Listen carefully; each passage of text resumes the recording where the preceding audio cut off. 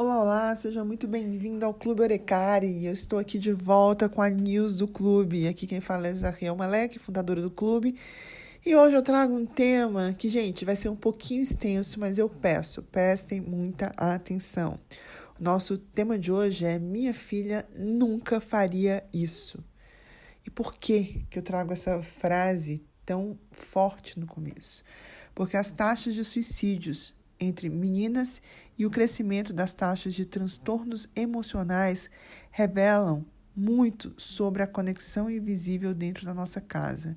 E ela é fundamental para que nós possamos agir de forma preventiva e ativa em prol da saúde mental e emocional dos nossos adolescentes, das nossas meninas, dos nossos meninos, das nossas crianças, inclusive da nossa saúde emocional e mental também. Então, eu comecei a escrever essa news alguns dias após dar um alerta, na verdade, que voltou a ser destaque na comunicação de especialistas comportamentais, que é o aumento da tendência das taxas de suicídios para meninas e adolescentes de 10 a 19 anos. E quando um assunto como esse surge em alguma roda de conversa, ele tende a ser abordado de forma temerosa, com naturais lamentos e por vezes até sendo rejeitado, com algumas pessoas não querendo muito ouvir a respeito. Mas em situações como essa, eu particularmente já ouvi algumas mães repetindo frases como: meu Deus, que horror, Deus me livre. Ai, vamos mudar de assunto, que eu não quero nem imaginar isso. Mas eu lamento informar. O medo, a rejeição do tema não vai livrar a gente dele. Então, esse é um assunto que requer nossa atenção. E é por isso que é importantíssimo produzirmos conteúdos preventivos que nos forçam a pensar sobre o tema com a correta atenção. E é o que a gente vai apresentar a seguir. Informações que nos ajudarão a compreender esse cenário e a agir de forma preventiva. E não apenas pelas nossas meninas e os meninos, mas por todos nós. Mas antes de seguir em frente, eu quero trazer aqui um recado importante. É um cuidado. A gente vai falar de prevenção, mas a gente sabe que para algumas famílias esse tema não é estatística, é dor presente. Então, se você, sua filha, filho, alguém que você ama, está passando por algum tipo de sofrimento emocional intenso ou tem pensamentos de tirar a própria vida, por favor, não espere. Busque ajuda. Buscar ajuda não é fraqueza. E agora a gente vai mergulhar numa série de dados para que a gente tenha noção do que está acontecendo no mundo, por que o alerta é relevante e por que a gente precisa dar atenção ao que está sendo dito. Então vamos lá.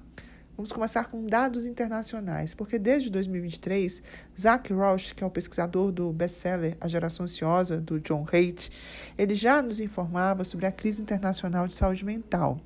Em um dos seus artigos, publicados aqui no Substack, na página deles, After Babel, onde ele atua junto com o John Haidt, ele destaca com todas as letras: a crise de saúde mental entre os mais jovens é internacional e começou muito antes da pandemia de 2020. Bom, o assunto não é novo, né? Quem acompanha os dados publicados periodicamente já ouviu muito sobre isso, especialmente pós-pandemia. Mas o que eles vêm defendendo e comprovando através de estudos e pesquisas de um colegiado de especialistas é como as taxas de suicídio já vinham aumentando entre adolescentes, especialmente meninas, não apenas nos países de língua inglesa, mas também na Europa, Japão e Coreia do Sul, desde o início de 2010 até 2020, ou seja, pré-pandemia. É claro que o impacto da pandemia teve seu preço, ninguém está negando isso. Em outro artigo publicado também por eles, mas assinado pelo Thomas Protembre e a Karen Shivers, eles compartilham dados relevantes e afirmam: as queixas de saúde psicológica e somática, ou seja, física, entre adolescentes, dobraram nos 41 países analisados por eles nas últimas 3 décadas. Eles pegam estudos e eles conectam essas informações. E eles estão falando da década de 90 para cá. Ou seja, em 2022, eles alegam, por base científica, por estudo de dados, que quase 60% das adolescentes meninas e cerca de 30% dos adolescentes meninos relataram apresentar múltiplas queixas de saúde mental por semana. E a prevalência desses sintomas ela vai variar de país para país, mas a tendência geral é clara e piorou desde o início da pandemia. Então, embora o aumento do sofrimento entre esses adolescentes seja anterior à pandemia, é claro que quando ela chegou, isso ganhou um outro impacto, exacerbou, acelerou essas tendências negativas. Então, de fato, em 2022, todos os 41 países que eles registraram, todos eles mostraram uma maior prevalência de queixas psicológicas já documentadas. Mas não para por aí. Ainda que muitos tenham defendido que o impacto da pandemia era o fator mais agravante desse cenário, o fato é que chegamos a 2026 e novos dados apontam que as taxas de suicídio juvenil continuam aumentando internacionalmente, particularmente entre as meninas. E vale ainda destacar que ao longo da série de mapeamento dos dados quanto ao perfil de gênero, a liderança sempre foi masculina. Portanto, essa mudança de perfil ela requer, sim, uma observação mais apurada. Tem um outro artigo deles também, publicado agora no dia 2 de julho, em que a psicóloga Jean Twenge, ela analisa dados e fontes que confirmam as taxas de suicídio entre adolescentes do sexo feminino estão, de fato, aumentando em muitos países ao redor do mundo. Percebe? Quando muita gente está levantando o mesmo alerta, nós precisamos também entender do que eles estão falando. Olha o que ela diz. Os dados mostram um aumento de 2010-14 a 2022 em todos os três grupos etários de adolescentes e jovens adultos. Esses grupos são divididos por faixa etária, 10, 14 anos, 15, 19 anos, 20, 24 anos. E ela faz essa primeira referência ao norte da Europa, incluindo os países da Dinamarca, Finlândia, Islândia, Irlanda, Noruega, Suécia e Reino Unido. E o aumento não foi pequeno, não. Ele girou em torno de 50%. E também houve aumentos na taxa de suicídio infantil nos mesmos grupos etários na Europa Ocidental. E a gente está falando de Áustria, Bélgica, França, Alemanha, Luxemburgo, Holanda e Suíça. E na União Europeia como um todo. Mas em dois desses três grupos, o de 10 a 14 e 15 a 19 anos, no sul da Europa, eles também seguiram essa tendência. E aí, no sul da Europa, a gente está entendendo países como Grécia, Itália, Malta, Portugal e Espanha. A única região sem aumentos foi a Europa Central. E aí ali você vai encontrar países como República Tcheca, Hungria, Romênia e Sérvia. E mesmo lá, as reduções na taxa de suicídio foram menores para adolescentes do que para mulheres adultas. E aí vale uma ressalva da própria autora. Mais do que outros indicadores de saúde mental, as taxas de suicídio podem ser influenciadas por muitos fatores. Existem também diferenças culturais e desenvolvimentos específicos de certos países ou regiões. Portanto, não se espera que essas taxas de suicídio apresentem tendências semelhantes em tantos países. Em outras palavras, o que ela está dizendo é que a gente está falando de um termômetro trágico, porém objetivo, pois quando diferentes países começam a apontar para a mesma direção ao mesmo tempo, isso indica um fenômeno global ou estrutural. Enquanto isso, no Brasil, uma matéria publicada pelo G1 em agosto do ano passado apresentava um levantamento da Sociedade Brasileira de Pediatria com dados do Sistema de Informação de Agravos e Notificação, o SINAM, do Ministério da Saúde. E aí eles afirmavam o seguinte, os dados diziam o seguinte, que a cada ano cerca de 1.000 adolescentes perdem a vida por suicídio no país. E a cada 10 minutos, um adolescente comete algum tipo de autolesão ou tenta tirar a própria vida no Brasil. E essa análise afirmava ainda que apenas nos últimos 2 anos, a média diária chegou a 137 atendimentos a jovens entre 10 e 19 anos. E, de forma geral, as estatísticas acompanham a densidade populacional, Então, aqui, se você estiver no Substack, você vê o percentual que eles colocaram e, principalmente no Sudeste, essa ênfase sendo muito mais forte. Uma outra informação que eu trago aqui, que vale a nossa atenção, muito mesmo, são os dados divulgados pela Pesquisa Nacional de Saúde Escolar, PENSE, do IBGE, junto, com o IBGE, que escancaram a gravidade desse cenário. Eles relataram, a partir dos dados colhidos através de entrevistas, que 28,9% dos estudantes de 13 a 17 anos relatam sentirem tristeza frequente. No entanto, o recorte por gênero revela que, enquanto 41% das meninas dizem se sentir tristes, a taxa entre os meninos é de 16,7%. Percebam, 41% das meninas para 16,7% dos meninos. Além disso, 25% das alunas entrevistadas, ou seja, 1 a cada 4, afirmaram sentir que a vida não vale a pena ser vivida, à frente de 12% dos meninos. São dados públicos e eles existem para nos alertarem sobre reações que precisamos ter. Sabemos que vivemos em uma era onde precisamos reaprender a educar crianças e adolescentes diante de um mundo bem diferente do que vivemos décadas atrás.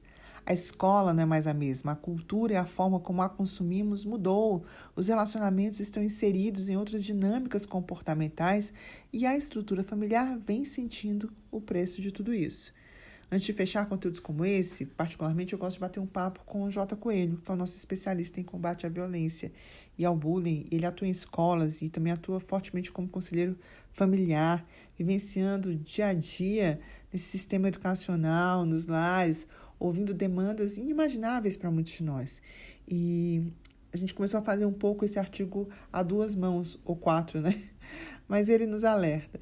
Quando olhamos de fora para dentro, tendemos a buscar a raiz do problema como algo que invade a nossa casa, rouba nossas crianças e adolescentes, nos tornando todos vítimas de uma mesma tragédia social.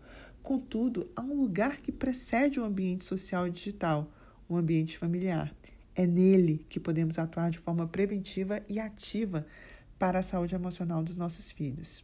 Então, a partir de agora, nós vamos aprofundar como podemos fazer isso, como podemos atuar de forma ativa e preventiva. E aí a gente vai ter que falar sobre conectividade afetiva, porque considerando as restrições de telas já impostas e todo um forte trabalho de conscientização que vem sendo feito, nós precisamos olhar para além do consumo das redes sociais e questionar: por que ansiedade, baixa satisfação com a vida, sofrimento emocional, má saúde mental e solidão continuam a crescer entre adolescentes e jovens adultos em muitos países ao redor do mundo? E o ponto crucial aqui é compreendermos que a saúde emocional familiar está fundamentada na sua conectividade afetiva. Podemos viver sob o mesmo teto, conviver diariamente e ainda assim não estar conectados. Sem pertencimento, acolhimento, confiança e laços profundos o suficiente, uma criança ou adolescente não pode, de fato, não se sentir vista nem valorizada e, portanto, crescer desconectada e insegura em sua própria família. Talvez seja esse o nosso maior desafio atualmente: olharmos para dentro de casa e compreendermos que vivemos todas as nossas relações em 2 dimensões, a visível e a invisível. Na invisível é onde a saúde emocional de todos os membros de uma família tem suas raízes profundas. É nela que o amor exerce a afetividade que nutre tudo que se tornará visível depois. Relacionamentos, comportamentos, escolhas, tudo isso depende da conectividade para se tornar bom fruto. Já na visível, seguindo essa metáfora, nós podemos até olhar para uma árvore e, do nosso ponto de vista, ela ser frondosa, bonita, mas seus frutos nos dirão se suas raízes estão saudáveis ou não. Raízes bem nutridas e irrigadas são a estrutura que fundamenta a conexão afetiva, desempenhando um papel fundamental para a sua relação com o solo, sua força e resiliência diante de todos os tipos naturais de estresse e intempéries que virão. E assim como toda árvore enfrentará desafios naturais, a família também será impactada por seu ambiente, cultura, circunstâncias e tudo que afeta cada um de nós, tanto de forma positiva quanto negativa. Não entender isso corretamente vem sendo o nosso maior problema. Na literatura científica existe o termo vínculos familiares. Ele foi consolidado a partir do estudo Ed Health, considerado um dos maiores levantamentos longitudinais sobre a adolescência já feitos nos Estados Unidos. E a conclusão central dele é: a conectividade com a família foi o fator protetivo mais forte encontrado contra sofrimento emocional, ideação suicida, violência, uso de substâncias e iniciação sexual precoce. Ou seja, a conectividade pontuou acima da estrutura familiar, renda, escolaridade dos pais. E isso conversa diretamente com outro estudo de Harvard que afirma: a qualidade dos vínculos é o preditor mais robusto de saúde e bem-estar ao longo da vida. E ainda a prova pelo avesso. O maior estudo já feito sobre traumas de infância, o estudo ACEs, ele mostra que a ruptura desses vínculos está no núcleo das experiências adversas que marcam a saúde física e emocional pela vida inteira. Ou seja, a mesma ciência que comprova que a conexão protege, comprova que a desconexão adoece. Ok, consciente de tudo isso, como é que a gente coloca conectividade afetiva em prática? Bom, a nossa conectividade afetiva, ela deixa pistas claras no nosso cotidiano. Se estivermos atentos, é possível observá-la e até medir sua qualidade. E para diagnosticar como está a sua, reflita sobre os tópicos abaixo. Pense um pouco sobre como vai o seu diálogo. O diálogo que flui com facilidade, ele existe dentro da sua casa? Como é que vai o seu tempo de interação real na sua casa? Suas conversas com seus filhos fluem de forma natural, leve, agradável? Quando seus filhos têm alguma dificuldade pessoal, seja ela emocional, prática, medo, angústia, problemas pessoais, seja na escola, com amigos, qualquer coisa, qualquer outra coisa, eles recorrem a você, pai ou mãe, para contar, pedir conselhos ou desabafar? Porque todos nós, inclusive eu e você, só desabafamos ou pedimos ajuda a alguém que confiamos, que se importa com o que sentimos e que cremos que vai nos ajudar. Quando fazemos isso e recebemos respostas superficiais ou desinteressadas, dificilmente voltaremos a esse lugar e vamos buscar acolhimento em outro. Eu vou te dar um exemplo pessoal. A minha mãe vivia me dizendo que o que ela mais queria era ser minha amiga. E o quanto admirava esse tipo de relacionamento entre mãe e filha. Contudo, todas as vezes em que eu tentei conversar com ela algo mais íntimo e confidencial, as respostas deixavam claro que ela não havia entendido o que eu estava falando, porque ela sequer sabia me ouvir. E acontece muito. E ainda tem um outro lado, porque existe hoje uma confusão sobre responsabilidade parental e amizade, né? Como se a conexão entre pais e filhos precisasse começar na amizade. Isso não é verdade. A amizade dentro da relação entre pais e filhos é diferente da amizade comum que nos cerca. Pense um instante. Quando ouvimos filhos que relatam que seus pais são seus melhores amigos, o que eles dizem sobre essa relação? Que neles encontram proteção, acolhimento, conforto, consolo, que ensinam através da sua forma de viver, falam como seu caráter é expresso em palavras e ações, como aqueles pais e mães, como seus conselhos eram sábios ou são sábios para as dúvidas e dores da vida. Percebe? Autoridade, confiança e segurança conquistadas por se tornarem referências de vida. Não por permissividade, não por liberdade excessiva, muito menos pela falta de disciplina e limites. Um pai ou uma mãe se tornam os melhores amigos dos seus filhos quando os filhos veem neles a inspiração dos mestres que os ensinam sobre a vida. Por isso, é tão importante, dentro desse diagnóstico, você observar se vocês têm tempo prazeroso juntos. Qual o nível de prazer quando vocês estão juntos? Seus filhos curtem estar na companhia dos pais, dos irmãos? Vocês têm tempo de qualidade juntos e se divertem sem telas? Na época da pandemia, um dos maiores desafios que muitas pessoas encontraram foi não suportarem estar imersos no seu ambiente familiar. Quando o confinamento se tornou regra e fomos obrigados a sair de uma rotina automatizada, alguns não suportaram o dia a dia com filhos e cônjuges. E diante do medo e do estresse, de tempos de incertezas, muitos não conseguiram se apoiar mutuamente e se sentiram ainda mais solitários e infelizes. Como sempre reforçamos aqui, pais e mães que não sabem lidar bem com seus sentimentos e emoções, que têm traumas e dores não tratados, precisam se autoconhecer melhor para que possam ser bons educadores emocionais de seus filhos e também para ficarem bem consigo mesmos, né? Então, siga agora para o próximo ponto e considere: parte do prazer de estarmos juntos vem também da rotina que conseguimos desenvolver em família. Rotina familiar saudável, passeios em família, conversas olho no olho, com ouvido atento ao que os filhos pensam e falam, exercitando a atenção curiosa antes de repreender sobre algo ou cortar o assunto, valem ouro. Pequenos gestos como um boa noite ou um bom dia afetuoso, fazer ou comprar aquele bolo que alguém ama, demonstrações espontâneas e afetuosas de carinho, abraços, beijos, aquele eu te amo expresso ali de verdade. Outro ato simples, mas poderoso, sentar-se à mesa para as refeições diárias. É uma oportunidade de criar momentos de conversa e trocas reais, sem telas e outras dispersões.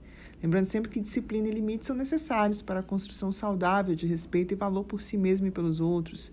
Mas sabe uma outra coisa bacana? Ouvir música, assistir um filme, uma série juntos e conversar sobre tudo isso. São formas de dialogar sobre cultura a partir de pontos positivos e agregadores. Cuidar da casa de forma conjunta, com incentivos e tarefas de acordo com a faixa etária, também ensina a colocar a vida em ordem. E até a espiritualidade precisa demonstrar. O que se fala, se pratica. Todos esses tópicos acima que eu citei agora são apenas exemplos simples de como uma família pode exercitar a conectividade afetiva no seu dia a dia. A conexão não nasce do convívio por si só. O amor contribui, mas até ele precisa da nossa escolha diária. Quando cultivamos uma rotina que nos permite exercitar a atenção e percepção apurada sobre o outro, reconhecemos olhares, expressões e até, no silêncio, aprendemos a reconhecer o que não está sendo dito. Mais uma vez, antes de fechar esse assunto, eu repito e insisto. Se alguém na sua casa, seja você, filha, filho, estiver passando por algum tipo de sofrimento emocional intenso ou qualquer tipo de pensamento contra a sua própria vida, não espere, peça ajuda. A gente tem o CVV, que é o Centro de Valorização à Vida, atuando 24 horas por dia. É só ligar 188. Por fim, hoje falamos sobre ações preventivas acessíveis e exercitáveis. Podemos agir de forma direta em família, sem esquecer que existem fatores biológicos, psicológicos, sociais e relacionais que também contribuem para o cenário crítico que vivemos. Na próxima News, nós vamos falar sobre como reconhecer e agir quando o problema já está dentro de casa. E se esse conteúdo tocou em algo real em você, o próximo passo é simples. Inscreva-se no Clube Orecari, escolha uma assinatura gratuita ou paga e passe a fazer parte de uma comunidade que acredita que famílias emocionalmente saudáveis transformam o mundo. Olha, esse post é público. Se você quiser, você pode compartilhar à vontade, porque cada curtida, comentário e envio, compartilhamento ajuda essa mensagem a chegar a mais famílias. Por hoje eu fico por aqui. A gente se vê na próxima semana. Até lá!